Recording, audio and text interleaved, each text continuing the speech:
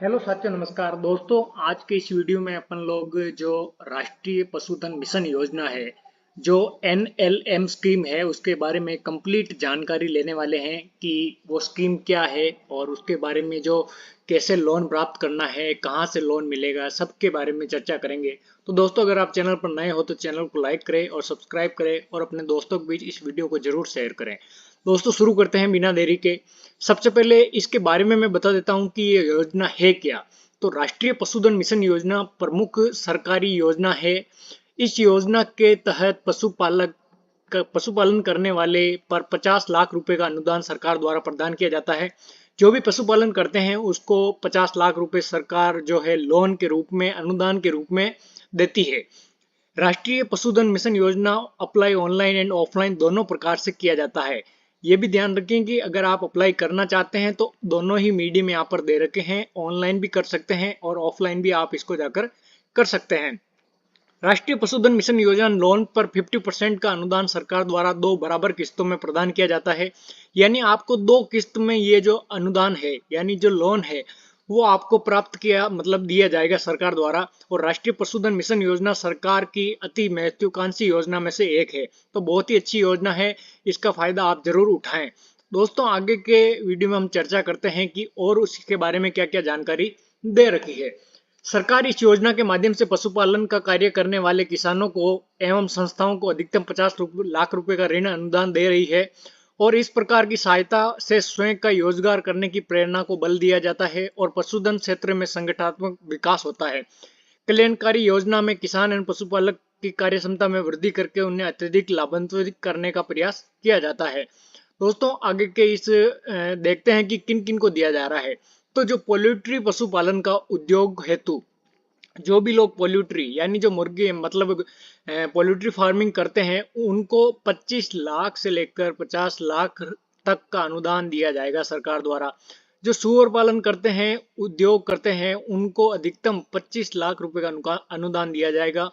भेड़ एवं बकरी पालन जो भी करते हैं, और हमारे जो सब्सक्राइबर है वो ज्यादातर बकरी बकरी पालन करते हैं और भेड़ पालन करते हैं, तो उनको 50 लाख रुपए का अनुदान यहाँ पर दिया जाएगा। बात करते हैं कि चारा उत्पादन, संवर्धन, अनुसंधान, नवाचार हेतु 50 लाख रुपए का अनुदान इनमें भी दिया जाता है। ये अलग अलग कैटेगरी है। पहली है पोल्ट्री फार्मिंग, दूसरा है सुअर पालन, तीसरा है भेड़ बकरी पालन और चौथा है चारा उत्पादन। इनको भी चारों को लोन दिया जाता है। आगे चर्चा करते हैं राष्ट्रीय पशुधन मिशन योजना की महत्वपूर्ण सूचनाएं। कुछ सूचना है, आइए इनके बारे में देख लेते हैं। कि योजना का नाम एनएलएम सब जानते हैं। योजना शुरू करने का जो वर्ष था वो 2014-15 में ये जो योजना है वो शुरू हुई थी। और योजना की श्रेणी क्या है, ये सरकारी योजना है, कोई प्राइवेट एजेंसी इस पर काम नहीं करती है। आपको जो लोन दिया जाएगा वो गवर्नमेंट के थ्रू ही दिया जाएगा। अब सरकारी सब्सिडी के बारे में चर्चा करते हैं तो 50 यानी 50 लाख अधिकतम जो है इसकी सब्सिडी है। और लागत का प्रतिशत यानी 50% आपको चार्ज करना पड़ेगा वापस और 50% सरकार करेगी। योजना लागू करने वाली एजेंसी कौन सी है, तो पशुपालन एंड डेयरी विभाग जो है सरकार का, वो इस योजना को चलाते हैं। योजना का मकसद क्या है वो देख लेते हैं। पशुपालन और उद्योग के रूप में विकसित करना, यानी जो पशुपालन है वो ज्यादा से ज्यादा हो, इसके बारे में सरकार चर्चा करती है। आगे देखते हैं कि योजना में लगने वाले कुछ आवश्यक दस्तावेज, यानी आपके क्या क्या डॉक्यूमेंट जरूरी होंगे, इस योजना के लिए पात्रता होने के लिए क्या क्या डॉक्यूमेंट आवश्यक होंगे। यदि आप राष्ट्रीय पशुधन मिशन योजना के तहत पशुपालन कार्य करना चाहते हैं तो आपके कुछ दस्तावेज होने चाहिए, जिनकी सूची नीचे दी गई है। आइए चेक करते हैं। जिस कार्य को शुरू करने जा रहे हैं उस परियोजना की डीपीआर यानी विस्तृत परियोजना रिपोर्ट, जिसमें कुल लागत विवरण, खर्च, आय, अन्य लागत से संबंधित विवरण दर्ज हो। अगर आप जैसे किसी भी योजना के अंतर्गत अप्लाई करने जा रहे हैं तो जो डीपीआर है, विस्तृत परियोजना रिपोर्ट, ये आपके पास होनी चाहिए। यानी कुल लागत कितना क्या आएगा, विवरण कितना है, खर्च कितना है, आय कितनी है, अन्य लागत कितना है, सभी के बारे में चर्चा होनी चाहिए। आपके पास एक रिपोर्ट होनी चाहिए। अगली बात करते हैं जमीन भूमि से संबंधित खतौनी, किराएनामा का अनुबंधन पत्र और लीज डीड भी आपके पास होनी चाहिए। और जिस स्थान पर परियोजना शुरू कर रहे हैं उसकी तस्वीर सरकार को आपको देनी पड़ेगी। यह नॉर्मल बात है, आप फोन से फोटो खींच के दे सकते हैं। परियोजना स्थल का हिस्सा प्रमाण पत्र, जो भी आपका जैसे कोई गोट फार्म है, पूरा जो फार्म है उसका प्रमाण पत्र होना जरूरी है, उस हिस्से का प्रमाण पत्र होना जरूरी है। और नीचे नॉर्मल बात लिख रखी है कि आवेदक का नाम, आधार नंबर, मोबाइल नंबर और पता आदि। ये चीज ध्यान रखें कि ये 3-4 तो नॉर्मल है, उसकी तस्वीर है और मतलब फोटो खींचना है, और आधा है उसकी हिस्से का प्रमाण पत्र। जहां पर भी आप गोट फार्म बनाना चाहते हैं तो उस जमीन का प्रमाण पत्र होना जरूरी है।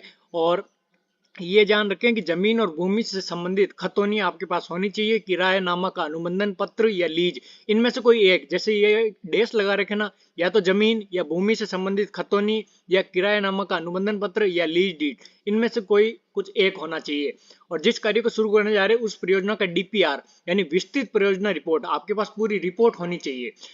आगे दोस्तों चेक करते हैं आवश्यक दस्तावेज क्या क्या जरूरी होंगे। तो सबसे पहले इन्होंने दे रखा है कि आपको पासपोर्ट साइज फोटोग्राफ की जरूरत होगी, फिर आधार कार्ड की जरूरत होगी, फिर आपको पैन कार्ड देना पड़ेगा, फिर जीएसटी नंबर आजकल ट्रेंडिंग में है, ये आपको भी देना पड़ेगा यदि हो तो। बाकी कोई जरूरी नहीं है, अगर हो तो आपको जीएसटी नंबर दे सकते हैं। आईटीआर ये भी अगर जरूरी नहीं है, हो तो दे सकते हैं। बैंक स्टेटमेंट, पिछले 6 महीने का बैंक स्टेटमेंट इसमें चल जाएगा, और बैंक स्टेटमेंट आपके पास सभी के पास होगा ही। और कैंसिल चेक यानी बैंक मैंडेट फॉर्म के साथ ये आपको लगानी है कैंसिल चेक। और जाति प्रमाण पत्र, आरक्षण की स्थिति में अगर आपके पास आरक्षण है तो जाति प्रमाण पत्र लगेगा। शैक्षणिक प्रमाण पत्र भी आपके पास होना चाहिए कि भैया आपने कितनी पढ़ाई की हुई उतना उसका प्रमाण पत्र भी जरूरी होगा। 8वीं पास, 10वीं पास, 12वीं पास, ग्रेजुएशन कर रखी है तो सभी का सर्टिफिकेट मतलब आपके पास होना चाहिए। बात करते हैं तो पार्टनरशिप का डीड, यानी अगर आप पार्टनरशिप में अगर कर रहे हैं तो उसका जो लिखा पढ़ाई है वो होनी बहुत जरूरी है, अगर लागू हो तो। अगर आप अकेले करना चाहते हैं वो बात अलग है, उसमें फिर जरूरी नहीं होगी। अगली बात चेक करते हैं पते का प्रमाण पत्र। पते का प्रमाण जैसे निर्वाचन कार्ड, बैंक पासबुक या रेंट एग्रीमेंट, बिजली का बिल, गैस कनेक्शन प्रमाण, पानी का बिल, ये सभी ये रिक्वायरमेंट होंगे। जैसे निर्वाचन कार्ड है, बैंक की पासबुक है, रेंट एग्रीमेंट है, बिजली का बिल है, गैस कनेक्शन है, इसकी ये सब के पास आपके पास होंगे ही। बात करते हैं प्रमोटर का विवरण और दस्तावेज क्या क्या जरूरी होंगे। तो पासपोर्ट का जो प्रमोट कर रहे हैं उसके पासपोर्ट साइज फोटोग्राफ, आधार कार्ड, ये पैन कार्ड, जीएसटी नंबर, यानी जिसके नाम पर आप जो भी कर रहे हैं प्रमोटर का विवरण, जिसके नाम पर आप लोन लेना चाहते हैं तो उनके लिए ये दस्तावेज लागू होंगे। ये वो के वही दस्तावेज हैं सभी। पार्टनरशिप का डीड यदि लागू हो तो प्रमाण पत्र जैसे पानी का bill, ITR, bank statement, cancel cheque, जाति प्रमाण पत्र, पशुपालन से संबंधित अनुबंध, ये अनुभव प्रमाण पत्र। जैसे अनुभव प्रमाण पत्र का मतलब है कि आपको जैसे वो 7 दिन का जो वो सर्टिफिकेट, मैंने पिछले वीडियो में बताया था कि मेरे पास भी एक सर्टिफिकेट पड़ा है, तो मैंने भी 7 दिन का जैसे वो इनके वो चलता है पूरा कैंप चलता है, उसमें से आपको जाना होता है और पशुपालन से संबंधित आपको वो सर्टिफिकेट प्राप्त करना होता है सर, वो आपको कहीं से भी ले सकते हैं। बात करते हैं कुछ और इम्पोर्टेंट जानकारी के बारे में कि राष्ट्रीय पशुधन मिशन योजना की पात्रता सूची कैसे क्या होती है। तो जो बेरोजगार युवक है नेशनल लाइव स्टॉक मिशन के तहत सरकारी सहायता प्राप्त कर अपना खुद का व्यापार अपनी पूरी जिम्मेदारी के साथ शुरू कर सकते हैं। अपनी जमीन पर खुद का व्यवसाय बड़े पैमाने पर शुरू करने का बेहतरीन अवसर इस योजना के माध्यम से आपको मिल सकता है। कोई भी अगर युवक शुरू करना चाहता है तो सबसे बढ़िया ये योजना है आपको। और एनजीओ, सरकारी संस्थाएं, संगठित और मतलब इसमें बहुत सारे लोग शामिल हैं और इस योजना को चला रहे हैं। आगे बात करते हैं कुछ इंपॉर्टेंट और जानकारी के बारे में कि जो राष्ट्रीय पशुधन योजना मिशन योजना है वो किस प्रकार का कार्य करने पर मिलेगा, कि आपको कौन कौन से कार्य करेंगे तब आपको इस लोन का फायदा मिलेगा। तो जो खरगोश है, बकरी है, भेड़ है, जैसे जुगाली करने वाले पशुओं पर हेतु ऋण, यानी जो भी आप जैसे जो पशु जुगाली करते हैं, जैसे ये मैंने एग्जांपल दे रखे हैं, खरगोश हो गया, बकरी हो गया, भेड़ हो गया, ये ऐसे जुगाली करने वाले जो छोटे जानवर है उन पर ये लोन प्राप्त होता है। दूसरी बात करते हैं सुअर पालन पर और विकास हेतु ऋण आपको ये मिल जाएगा। सुअर पालन अगर कोई करना चाहते हैं तो भी उसके ऊपर ये ऋण आपको मिल जाएगा। अगर नर बछड़ों एवं नर भैंसों का पालन, यानी भैंस पालन जो भी करते हैं या नर छोटे गाय पालन, मतलब ये सभी जो करते हैं पशुपालन, उन सब के लिए भी ये लोन एप्लीकेबल है। पशुओं के अपशिष्ट यानी जो आप खाद वगैरह है उसका प्रभावी प्रबंधन करते हैं तो भी इसके लिए आपको ये ऋण दिया जाता है कि आप पशुओं के मतलब जो अपशिष्ट है यानी जो उसका खाद वगैरह है उसका भी आप निर्माण करते हैं या आप इकट्ठा करते हैं तो भी उसके लिए ऋण दिया जाता है। पशु चारे, अगर आप चारा इकट्ठा करते हैं, उसका भंडारण करते हैं, उसकी व्यवस्था करते हैं तो आपको ये उसके लिए भी ऋण दिया जाएगा। अब राष्ट्रीय पशुधन मिशन योजना का उद्देश्य हम जान लेते हैं कि आखिर इनका उद्देश्य क्या है इस योजना के प्रति।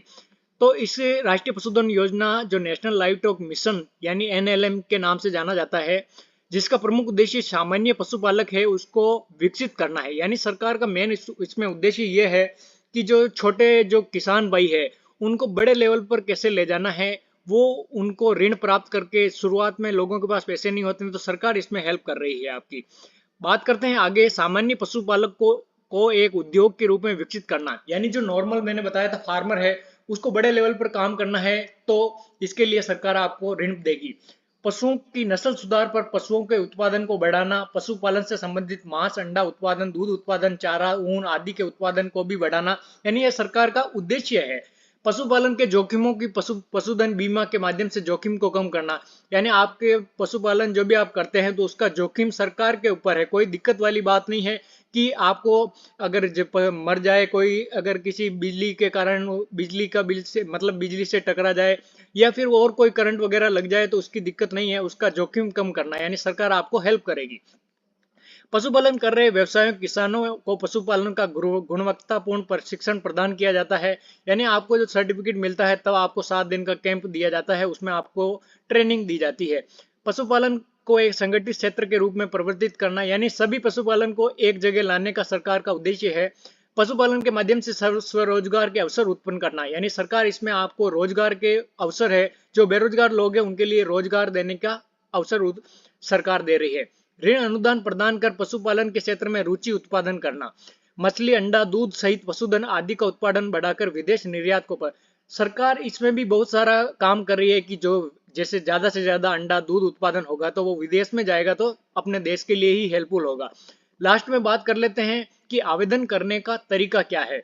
तो राष्ट्रीय पशुधन मिशन ऑनलाइन आवेदन कर सकते हैं या पशुपालन हेतु आवेदन करने के लिए अपने जनपद के पशुपालन विभाग से संपर्क कर सकते हैं या फिर संपर्क कर आवश्यक जानकारी प्राप्त कर सकते हैं। इसके साथ ही यदि आप चाहे तो राष्ट्रीय पशुधन मिशन योजना के ऑनलाइन आवेदन के माध्यम से ऑनलाइन कर सकते हैं।